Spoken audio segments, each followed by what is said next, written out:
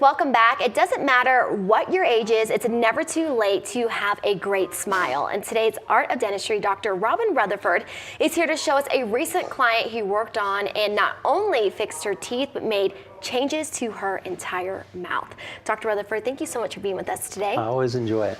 So I'm really excited about this case. I feel like you made some great changes, so tell us a little bit about it. Okay, this is a beautiful young lady that came to me a while back, and let me just show you kind of what her situation was so you'll know what we needed to change. Her lip, her upper lip is what she wanted to fix, first of all, and her upper lip is not symmetrical. Go to the next photo and you'll see what I mean. The second photo shows how on her right side, she had had a stroke. And she said that her lip kind of drooped. Her face drooped a little bit on that side.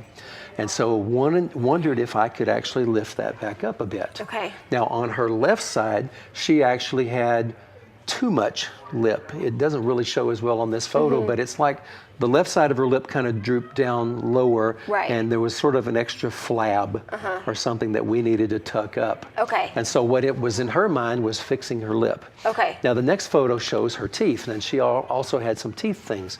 She wore a partial so that the teeth that were missing were replaced when she had her partial in. But you can see by looking at the teeth that she has some decay.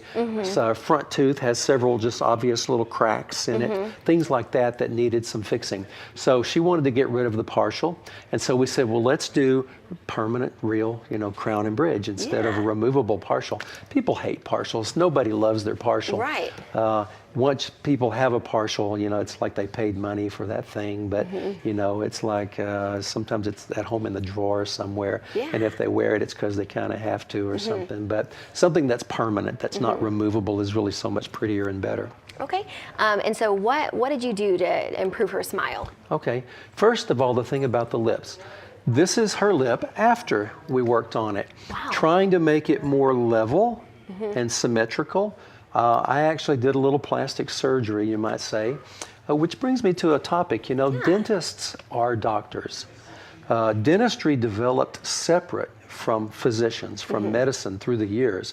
But dentistry is just a branch of medicine, like you would say heart surgery and dermatology and OBGYN and pediatrics are all just different areas of medicine. You can't say a pediatrician is not a doctor and a cardiologist is a real doctor. So no, they all just work in different areas. Well, a dentist is definitely a doctor. That's why my title is DDS, Doctor of Dental Surgery. But we work on the face, the head and neck, the growth and development of your face, for example, as a child and growing up and everything. So this is right in my area of knowledge. But to do a little bit of plastic surgery on her lip. So I actually raised her lip up on one side, you might say, and did a little tuck this and that and whatever details.